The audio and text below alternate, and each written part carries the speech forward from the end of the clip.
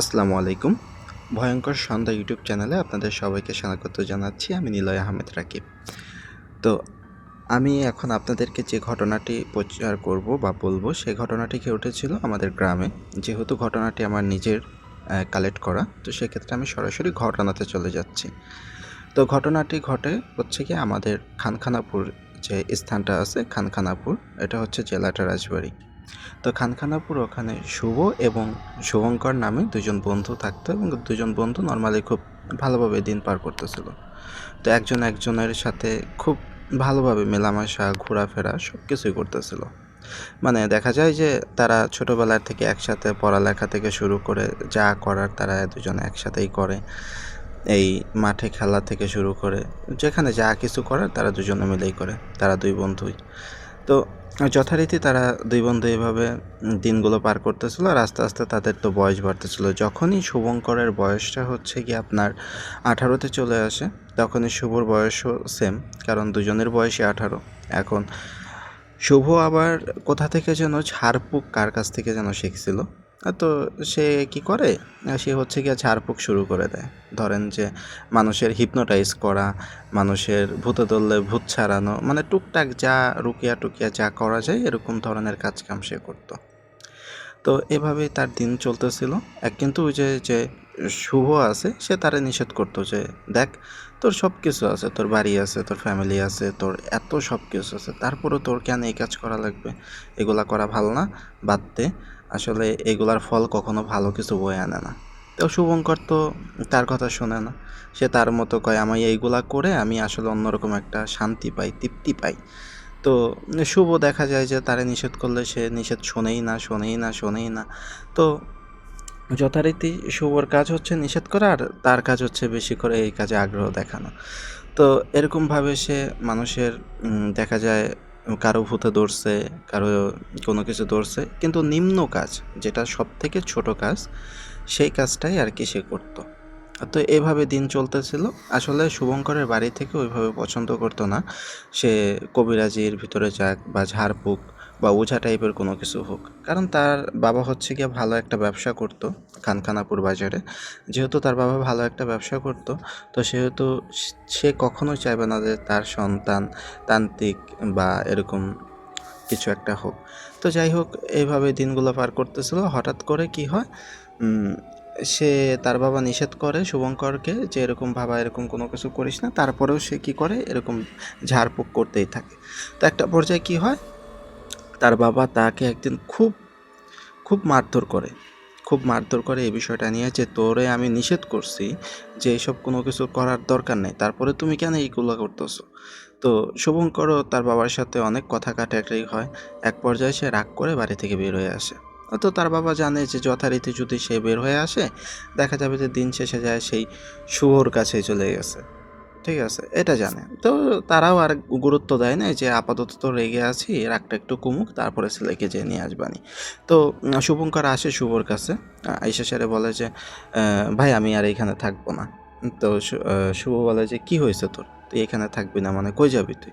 বলে না, আমি এখানে আর থাকবো না, আমার যেদিক দুই চোখ যায় আমি সেদিক চলে যাব, আমি আর এখানে থাকবো না। তো শুভ তাকে বোঝায় যে দেখ, বাবা মা তো এরকম শাসন তো কম বেশি করে, আর তোর বাবা তো যেহেতু শুধু শুধু তো কোনো কিছু করে নাই, তুই এরকম ঝাড়ফুঁক বাদ দিয়ে ব্যবসা বাণিজ্যর কাজে লাগ। তো কে শোনে কার কথা? সে বলে আমি এখনই চলে যাচ্ছি, আমার আব্বা আসলে বা আমার বাবা আসলে বলে দিস যে আমি চলে গেছি। তো সে যথারীতি তাকে অনেক আটকানোর চেষ্টা করে, কিন্তু এক পর্যায়ে দেখা যায় শুভঙ্কর দৌড়ানোর মতো করে ওইখান থেকে চলে যায়। তো এইভাবে চলে যায়, শুভঙ্করকে খুঁজে পায় না। তার বাবা আসে, তার বাবা এসে শুভকে বলে যে এই শুভঙ্কর কোথায়? তো শুভ যা যা তার সন্তান বলছে সব কিছু বলে দেয় যে আপনার ছেলে তো এইভাবে চলে গেছে, এখন কই গেছে আমারও তো বলে যায় নাই, কিন্তু বলছে সে আর ফিরে আসবে না। তার বাবা মা তো অনেক কান্নাকাটি করে, যেহেতু তখন যোগাযোগ ব্যবস্থা তেমন একটা ভালো ছিল না, যেহেতু অনেক আগের ঘটনাটা, 2000-এর আগেরও ঘটনা, যেহেতু যোগাযোগ ব্যবস্থা তেমন একটা ভালো ছিল না। তো যথারীতি তারা এদিক ওদিক অনেকভাবে ট্রাই করে খোঁজার, অনেকভাবে চেষ্টা করে খোঁজার, ছেলেটার শুধু খোঁজ নেওয়ার জন্য, কিন্তু কোনোভাবেই তার ছেলের তারা খোঁজ নিতে পারে না।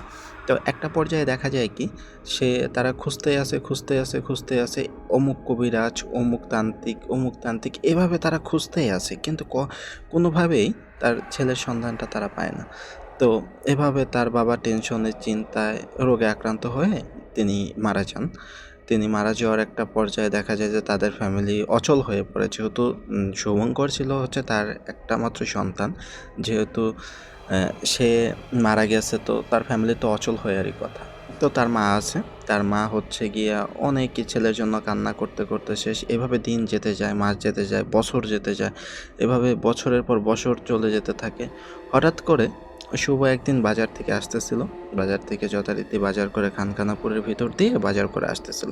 এমন একটা পর্যায়ে দেখে যে একটা একটা দরবেশের মতো আর কি, লম্বা চুল, তারপরে হচ্ছে তান্ত্রিক টাইপের আর কি, দরবেশ না, তান্ত্রিক টাইপের আর কি, লম্বা চুল, হাতে হচ্ছে গিয়া নানান ধরনের মালা, এরকম কিছু লম্বা লম্বা যেরকম তান্ত্রিক টাইপের দেখা যায় ওরকম একজন লোক শুভকে ডাকতেছে, এই শুভ।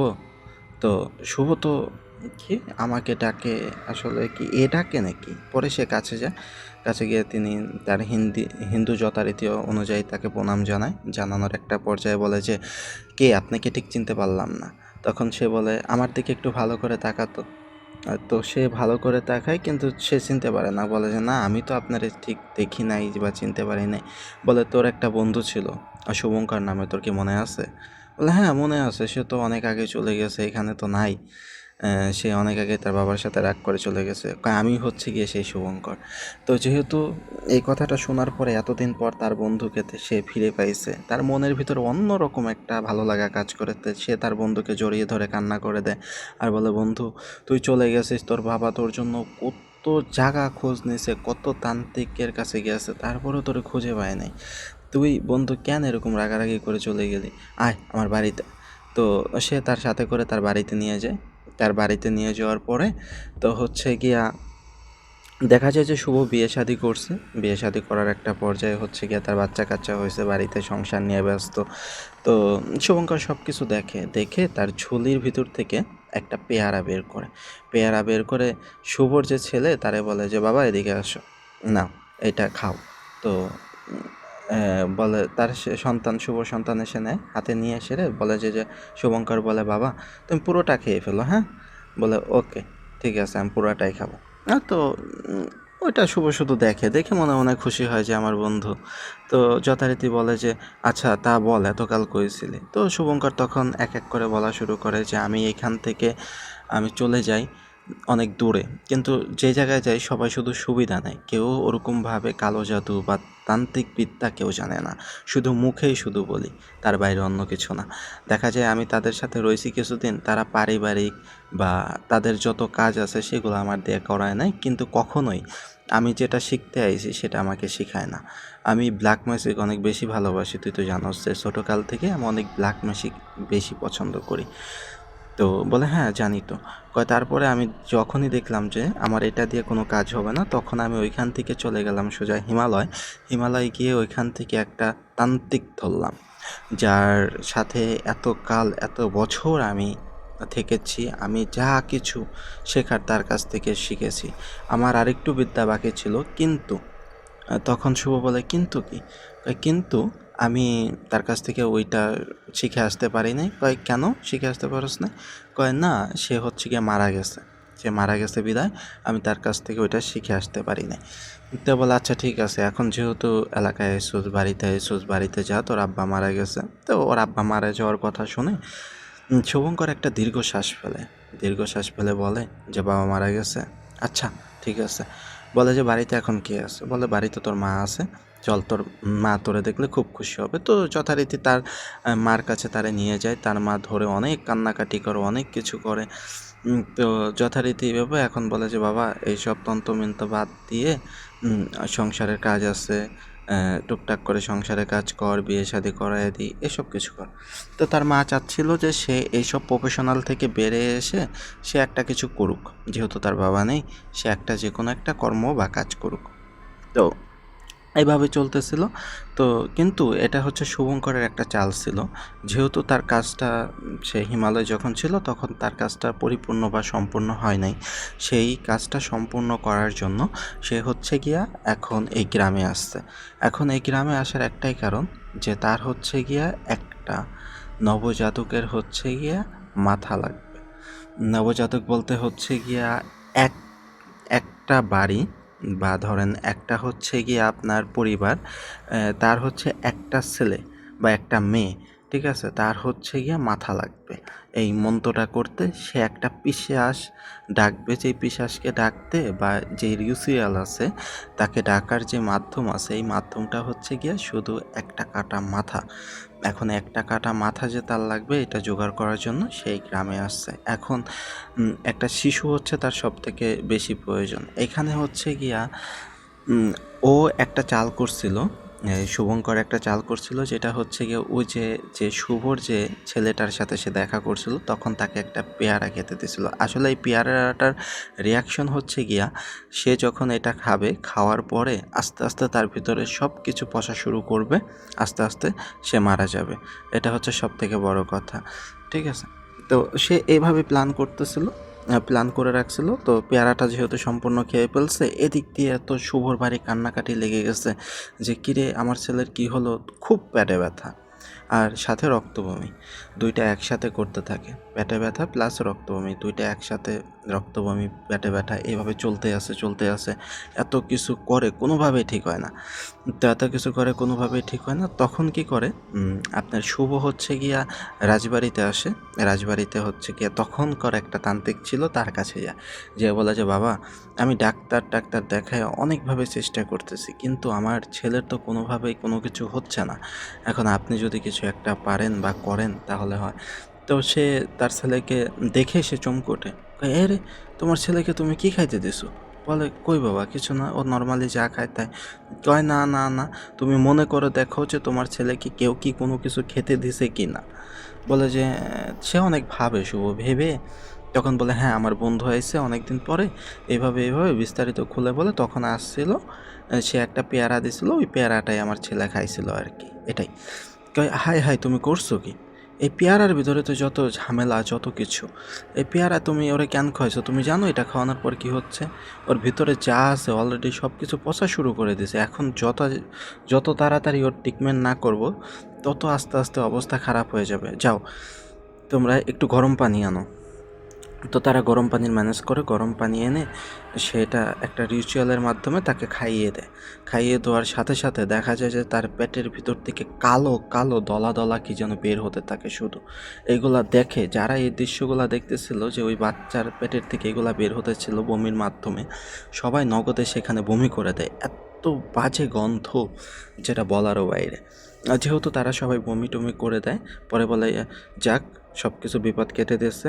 আর এখন হচ্ছে গিয়ে যেহেতু তোমার বন্ধু, তো এখন বলো তোমার বন্ধুরে তুমি কি বলবো। আসলে শুভ কোনোভাবে মেনে নিতে পারতেছিল না শুভঙ্করের এই জিনিসটা, যে আমার বন্ধু হয়ে এভাবে আমার একটা ক্ষতি করলো বা এভাবে আমার ছেলের সাথে একটা করলো, ওর তো আমি কোনোদিন কোনো ক্ষতি করিনি। তো এইভাবে চলতেছিল, তখন কি করে এই শুভ হচ্ছে গিয়ে সরাসরি কোনো জায়গায় লেট করে না, সরাসরি চলে যায় পঞ্চায়েতের কাছে। পঞ্চায়েতের কাছে গিয়ে কথাটা তার কানে তোলে যে দেখেন এইভাবে, আর এই যে হচ্ছে গিয়ে আমি এই সাধু, এই যে আমি হচ্ছে গিয়ে তার সাথে করে নিয়ে আসছি, এটা হচ্ছে জলজান্ত প্রমাণ, ঠিক আছে। তো যেহেতু সে পুরোহিতকে সে সাথে করে নিয়ে আসছিল, পুরোহিত সব কিছু খুলে বলে যে এইভাবে যদি হয় তাহলে মনে করেন গ্রাম উজাড় করতে শুভঙ্করের বেশি সময় লাগবে না। যথারীতি যা করার আমাদের খুব দ্রুত এবং চালু করে করতে হবে। যেহেতু গ্রাম পঞ্চায়েত খুবই রাগান্বিত ছিলেন বা খুব রেগেছিলেন, তখন তিনি কি করেন, উঠে চলে যান সোজা শুভঙ্করদের বাড়ি থেকে শুভঙ্করকে টেনে হিঁচড়ে বের করে তারপরে তারা সব কিছু বলেন। এক পর্যায়ে যখনই একটু বেশি প্রেশার দেন তখন শুভঙ্কর সব কিছু স্বীকার করেন। যেহেতু শুভঙ্কর সব কিছু স্বীকার করেছে, তখন কি করেন, তার হচ্ছে গিয়া গ্রাম থেকে বিতাড়িত করা হয়। তাকে গ্রাম থেকে বিতাড়িত করার একটা পর্যায়ে সে চোখের পানি ফেলতে ফেলতে গ্রাম থেকে যেতে যায় এবং শুভর দিকে এমন বাজে নজরে তাকাইতে থাকে যে মনে হচ্ছে শুভঙ্করকে উপর কত রাগ শুভর পরে তার। তো এভাবেই সে গ্রাম থেকে বের হয়ে যান। দেখা যায় যে গ্রামে তার কোনো অস্তিত্ব নাই, সেই গ্রামে নাই, কোথায় আছে কেউ জানে না। এভাবে চলতে থাকে দিন, চলতে থাকে রাত, এভাবে মাস বছর, দেখা যায় 1 বছর থেকে 2 বছর পরে আবার গ্রামে সেই শুভঙ্কর চলে আসে। আর শুভঙ্কর গ্রামে আসার পরে সে তো দেখে যে একটা বট গাছের নিচে সেই গ্রামের পর বসে মানুষের ভালো মন্দ সব কিছু করে দিচ্ছে। যেমন ধরেন যে আপনার কারো হাত দেখে দিচ্ছে, কারো ভবিষ্যৎ বলে দিতেছে, কারো পানিতে কোনো কিছু মিশিয়ে খাওয়াই দিচ্ছে, এভাবে করতে থাকে। তো শুভ হচ্ছে জিনিসটা দেখে সে প্রচুর ভয় পেয়ে থাকে, ভয় পেয়ে যায় যে আসলে নতুন করে কি সে গ্রামে আবার কি কোনো কিছু করবে নাকি। সে সোজা চলে যায় পঞ্চায়েতের কাছে, গিয়ে বলেন যে দেখেন এরকম এরকম অবস্থা, এরকম এরকম করতেছে, আবার তো সে চলে আইছে, শুভঙ্কর আবার চলে আসছে। এখন দেখেন এটার একটা কিছু করেন, গ্রামের মানুষের দেখতেছি পানিতে কী যেন মিশিয়ে খাওয়াচ্ছে, এইভাবে করতেছে। তো পঞ্চায়েত যান, যথারীতি পঞ্চায়েত যাওয়ার পরে পঞ্চায়েত কথাবার্তা বলেন, কিন্তু কথাবার্তা বলার একটা পর্যায়ে জানতে পারেন যে তার মনে কোনো খারাপ কোনো কিছু নাই। সে যা করছে তার জন্য সে ভুল স্বীকার করছে। সে এরকম কোনো খারাপ কাজ বা কোনো কিছু করবে টরবে না। সে এখন থেকে মানুষের যদি ভালো পারে ভালো করবে, খারাপ কোনো কিছু করার তার কোনো ইচ্ছা নাই। তো পঞ্চায়েত কথাটা শুনে খুবই খুশি হন যে যেহেতু একটা মানুষ ভুল করছে বা বুঝতে পারছে, তাদের আমাকে সুযোগ দেওয়া উচিত। তো বলে যে আচ্ছা ঠিক আছে, কিন্তু তুমি যদি আবার যথারীতি আগের মতো কোনো কিছু করো, তাহলে কিন্তু তোমার গ্রাম থেকে এবার টোটালি বিতাড়িত করে দেবো, আর তোমার গ্রামে তোমার ঘরবাড়ি কোনো কিছু থাকবে না, কিন্তু এটা বলে দিলাম। তো তিনি বলে আচ্ছা ঠিক আছে, আপনি দেখেন। তো একটা পর্যায়ে দেখা যায় যে গ্রামের অনেক মানুষই তার অনেক ভক্ত হয়ে যায়, যে তার দেওয়া ওষুধে কাজ করতেছে বা তার দেওয়া মন্ত্র জাদুতে কাজ করতেছে, মানুষের অমুক সমস্যা তমুক সমস্যা, এবং কি দূর দূরান্ত থেকে মানুষ আসা শুরু করে শুভঙ্করের কাছে। যেহেতু শুভঙ্করের কাছে এভাবে আসতেছে, আসার একটা পর্যায়ে তো শুভ জিনিসটা নিতে পারতেছিল না যে আসলে সে হুট করে এতটা ভালো হয়ে গেল, কীভাবে সম্ভব। তো যাই হোক, এভাবে চলতে থাকে। হঠাৎ করে দেখা যায় গ্রাম পঞ্চায়েতের হচ্ছে একটা মেয়ে ছিল, মেয়েকে বিয়ে দিয়েছিল। ওই ঘরে একটা সন্তান মাত্র হয়েছে। দেখা যায় সন্তানটা মারা যায়। সন্তানটা যেহেতু মারা যাওয়ার একটা পর্যায়ে সন্তানটাকে যেহেতু হিন্দু রীতিনীতি অনুযায়ী সন্তানকে হচ্ছে গিয়া আপনার ছোট বাচ্চাকে কবর দিতে হয়, মাটিতে পুঁতে দিতে হয়। আর হচ্ছে যদি বড় হয় তাহলে সেটা পুড়িয়ে দিতে হয়। বা এখনও দেখা যায় যে অনেক হিন্দু আছে যারা আর কি ওটা পোড়ায় না, তারা মাটিতেই আর কি দেয় আর কি। আমি জানি এভাবে, আমি দেখেছি অনেক যে এগুলা এভাবেই করে। তো যেহেতু এইভাবে মাটিতে পুঁতে দিছে, তো হচ্ছে গিয়া তখন আর কি শুভর জিনিসটা খটকা লাগে যে তার হচ্ছে কি একটা বাচ্চার মাথা লাগতো। যেহেতু বাচ্চার মাথা লাগতো, সে যেহেতু এই গ্রামে আবার আসছে, আসার একটা পর্যায়ে সে হচ্ছে গিয়া গ্রাম পঞ্চায়েতের তো হিসাব মিলাতে পারতেছিল না যে গ্রাম পঞ্চায়েতের মেয়ের হচ্ছে ছোট বাচ্চাটা মারা গেল, সে আবার গ্রামে, মনে হয় লাশের সাথে কিছু একটা হবে। তো এরকম একটা সন্দেহ করে শুভ কি করে, শুভ চলে যায় সেই হচ্ছে গিয়া আপনার তান্ত্রিকের কাছে, আরেকটা ছিল তার কাছে যায়, যাই বলে যে বাবা দেখেন শুভঙ্কর তো আবার নতুন করে গ্রামে আসছে, তো আসার পরেই তো এইভাবেই বাচ্চা মারা গেছে। তো তিনি বলে কি বলো তুমি, আজকে রাতেই যাইতে হবে আমাদের, চলো, ও কোনো কিছু করার আগে চলো যাইতে হবে। তো তারা কি করে, দুজনে মিলে রওনা দেন, রওনা দিয়ে চলে আসে। দেখা যায় যে সবাই দুজনে এসে দাঁড়াইয়া থাকে হচ্ছে শুভঙ্করের বাড়ির একটা গাছের আড়াপ ডালে লুকায়া থাকে। দেখে যে ও কি করে, ও দেখা যায় যে রাত অনেক, সে একটা কোদাল এবং হাতে বিশাল বড় একটা ছুরি এবং আরও কিছু পুজোর সামগ্রী নিয়ে সে বাসা থেকে বের হইতেছে। যেহেতু বাসা থেকে বের হচ্ছে, তো জিনিসটা তাদের ভালো লাগে না। তারা তাদের ফলো করে দেখে যে সে ছোট বাচ্চাকে যেখানে কবরস্থ করা হয়েছে সেখানে এসে সে খোদা শুরু করছে। এখন তো দুইজনের তো আর বোঝার বাকি নাই যে আসলে তারা কি করতে চাচ্ছে বা কি করবে তারা দুজনে এখন। তো তারা দুজনে কি করে, গাছের আবডাল থেকে দেখতে থাকে যে আসলে শুভঙ্কর হচ্ছে গিয়ে কাজটা কি করে। দেখা যায় যে তারা কবর খুঁড়ে বাচ্চাকে টোটালি বের করে এনে বাচ্চার হচ্ছে মাথাটা এখন কাটবে। তখন হচ্ছে শুভ বলে না, এটা তো কোনোভাবেই সম্ভব না, আমি এখনই পঞ্চায়েতকে ডেকে নিয়ে আসি। তখন বলে না থামো, ডাকতে হবে না, ওর যেটা কাজ ওরে সেটা করতে দাও, দেখো আমি কি করি, এতে হিতে বিপরীত হবে, চুপ করে থাকো। তো সে এক কোপে বাচ্চার মাথাটা কেটে ফেলে। বাচ্চার মাথাটা কাটা দেখে শুভ হচ্ছে ভয়ে শুধু কাঁপতে থাকে যে আল্লাহ, এইটা আমি কি দেখতেছি, ঠিক আছে, যে ভগবান এটা কি দেখাচ্ছেন আপনি আমাকে।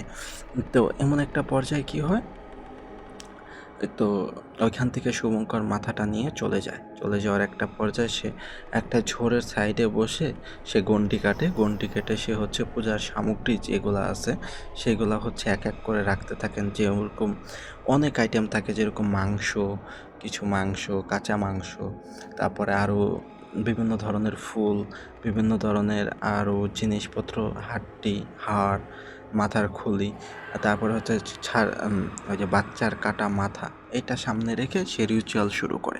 এমন একটা পর্যায়ে যেহেতু রিচুয়াল শুরু করে, এটা হচ্ছে গিয়া একটা ভয়ঙ্কর পিশাচ। এই পিশাচকে ডাকার জন্য যথারীতি সে রিচুয়ালটা শুরু করতেছে। তো যথারীতি সে যখন রিচুয়ালটা শুরু করে তখন কি করে, তারা হচ্ছে গিয়ে জিনিসগুলো দেখতেছিল। তো শুভ একটা পর্যায়ে বিরক্ত হয়ে যায়, বলে যে আপনি কিছু করবেন বাবা, ও তো এখান থেকে মনে করেন যে যে কোনো কিছু করে ফেলতে পারে, আপনি একটা কিছু করেন, আপনি একটা কিছু করেন। তাছাড়া তো এখন তো পুরো গ্রামকে উজাড় করে ফেলবে, কোনো কিছু করা যাবে না। এখন যদি পিশাচটা সে বশ করে তাহলে তো কোনোভাবেই কারো রক্ষা নেই। তো সে বলে, শুভ চুপ করো, দেখো যজ্ঞটা কমপ্লিট করুক আগে। যেহেতু চোখ বন্ধ করে সে যজ্ঞ করতেছে, এখন আমি গিয়ে ওখান থেকে মাংসর যে বাটিটা সেটা টুক করে নিয়ে আসবা, যাতে ও টেন না পায়। আস্তে আস্তে পা টিপে টিপে যাবা। আর যেহেতু কাজটা শুভকে দিয়েছিল, শুভ ভয়তে কয় না আমি ওখানে যেতে পারবো না, আপনি যান। তখন কি করে যে আচ্ছা ঠিক আছে, আমি যা করি তুমি সাউন্ড করবা না। যেহেতু সে ধ্যানে মগ্ন, আগুন জ্বালিয়ে সে ধ্যান করতেছে, ঘি দিয়ে আগুনটা বাড়াইয়া তুলতেছে, এইভাবে ধ্যান করতে আছে চোখ বন্ধ করে। চোখ বন্ধ করে যখন ধ্যান করে তখন আস্তে আস্তে সেইখান থেকে বাটিটা ওই তান্ত্রিকে সরাইয়া ফেলে। তান্ত্রিকে বাটিটা সরানোর ফলে দেখা যায় যে এখন শুধু বলে যে দেখো এখন শুধু সময়ের অপেক্ষা কি হয়। তো এইভাবে রইছে। রওয়ার একটা পর্যায়ে কিছুক্ষণের ভিতরে আকাশ পাতাল এক করে বাতাস, ঠিক আছে, গাছ ভেঙে ফেলতেছে এরকম একটা অবস্থা। যেহেতু গাছ ভেঙে ফেলতেছে এমন একটা অবস্থার ভিতরে কি করে, যে ছেড়ে ওই যে তখন একজন অবয়ব সামনে আসে। সামনে এসে বলে, এই আমাকে কেন রাখছিস। যেহেতু এই কথা বলে তখন হচ্ছে গিয়া সে চোখ খোলে। চোখ খুলে বলে, আমি আপনার জন্য এত কষ্ট করতেছি আর আপনি এখন আসলেন, দেখেন আপনার জন্য ভোগ সব রেডি। এটা যখন বলে তখন হচ্ছে শুভঙ্কর দেখতে পারে যে মাংসের বাটিটা নেই। তখন ওই পিশাচটা বলে, তুই সব কিছু করলি, এত কষ্ট করলি, তুই মাংসটা আনতেই ভুলে গেলি, আমাকে ডাকায় তুই কী প্রণতা করলি, তুই জানোস এর ফল কী হবে। তো তিনি যথারীতি না বলতে থাকেন যে না আমি এখানে রাখছি, কোথায় গেল, আমার এরকম ভুল হতেই পারে না, আমি কখনো এত বড় ভুল করতে পারি না। বলে যে তুই আমাকে ডাকছিস আর আমাকে তুই তুষ্ট করতে পারস না, তোর সব ঠিক আছে কিন্তু মাংসের বাটিটা কোথায়। তো এভাবে সাউন্ড করে বলতেছিল এবং কি তাকে ধরে, যথারীতি তাকে ধরে একদম ঘাড় টান দিয়ে ছিঁড়ে ফেলে। একদম ঘাড় টান দিয়ে যখন ছিঁড়ে ফেলে তখন শুভ এই দৃশ্য দেখে সে ওইখানে জায়গায় অজ্ঞান হয়ে যায়। এবং যে তান্ত্রিকটা ছিল সে হচ্ছে এই জিনিসটা দেখে সে শুভকে নিয়ে চলে যায় হচ্ছে পঞ্চায়েতের কাছে, গিয়ে বলে যে দেখেন এইভাবে এইভাবে কাহিনীটা হয়েছে, এই কাহিনী। তো পঞ্চায়েত তো খুবই রেগে যান। রেগে যাওয়ার একটা পর্যায়ে সে চলে আসেন, চলে এসে দেখে যে অবস্থা, শুভ এখানে রয়েছে, শুভর মাথাটা নাই, শুভঙ্করের মাথাটা নেই।